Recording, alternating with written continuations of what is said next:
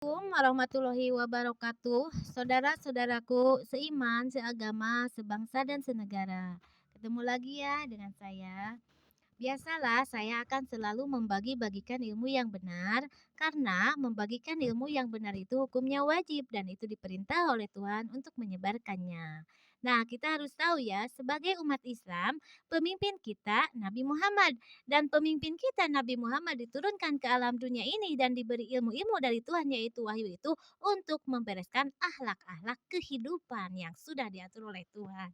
Jadi Nabi Muhammad itu akhlakul karimah, akhlak yang terpuji karena Nabi Muhammad beri ilmu akhlak-akhlak kehidupan yang terpuji. Makanya kita sebagai umatnya wajib meneladani akhlakul karimah Nabi Muhammad karena akhlakul karimah Nabi Muhammad itu wajib kita jalankan sebagai pemimpin kita umat Islam dan kita sebagai umatnya wajib menjalankan yang dibawa oleh pemimpin kita yaitu Nabi Muhammad.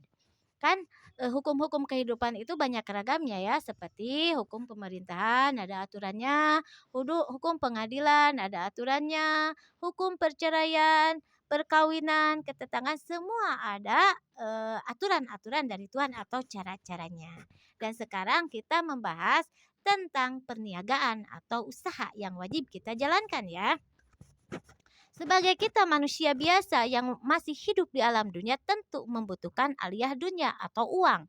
Nah, uang itu harus dicari. Jangan kita duduk sambil disembahyang terus berdoa tanpa kita ikhtiar atau bekerja. Itu tidak boleh. Kita wajib berdoa dan kita pun wajib berikhtiar atau bekerja mencari duit untuk kehidupan dunia untuk meraih kehidupan akhirat yang hakiki. Karena kehidupan akhirat yang hakiki itu semua dunia dulu atau membutuhkan uang karena ibadah yang disuruh oleh Tuhan untuk kehidupan akhirat itu ibadah yang disuruh oleh Tuhan untuk kehidupan akhirat itu yaitu dunia dulu gitu ya. Jadi kita wajib mencari rezeki. Dan kita sebagai manusia biasa tentu kita membutuhkan manusia yang lain seperti utang piutang ya. Kita saling membutuhkan dengan orang lain seperti kita ke warung atau ke pihak bank kita kan selalu meminjam uang. Itu namanya utang ya.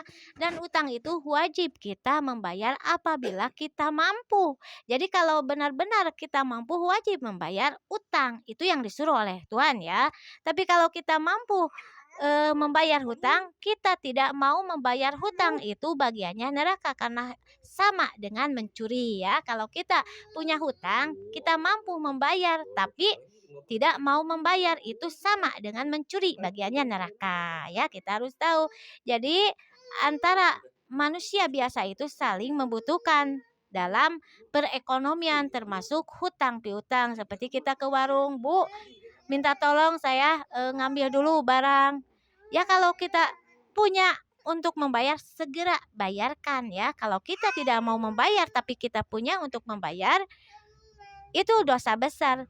Itu sampai kita ke akhirat bagiannya neraka. Hati-hati dalam berhutang ya. Apalagi kalau kita niatnya saya ingin menghutang tapi tidak dalam niat saja kita sudah buruk.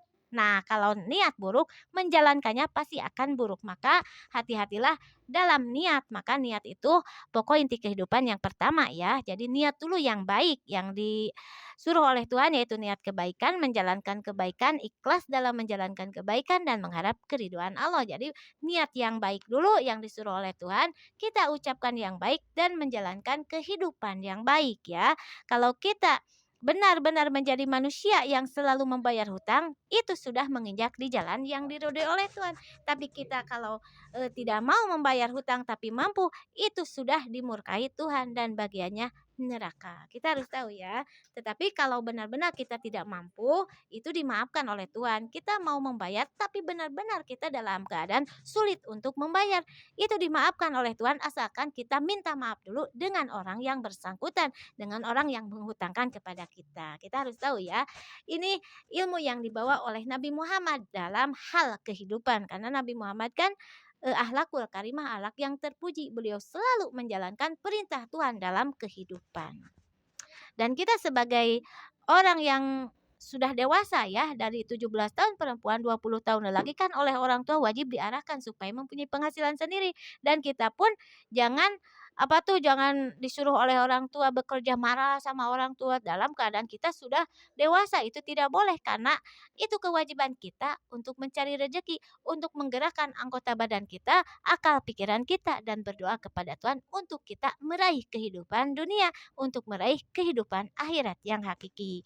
Tapi sekarang banyak kan anak yang sudah dewasa, contoh ya, sudah 20 tahun apalagi sudah berumah tangga, dia tidak mau bekerja, inginnya diberi terus sama orang tua. Itu berdosa ya, karena orang tua kan ada batasan mengurus anak. Jadi kita pun kalau sudah dewasa, kita harus bekerja untuk mencari uang untuk kehidupan kita ya. Apalagi kalau uangnya banyak, kita bisa bisa membantu orang tua.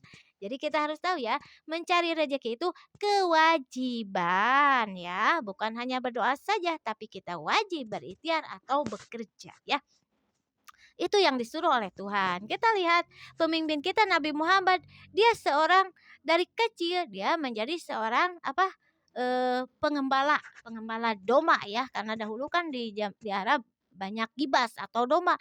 Beliau dari 8 tahun sudah mengembala domba. Beliau sebagai pemimpin umat dari 8 tahun, karena dia yatim piatu, di duduk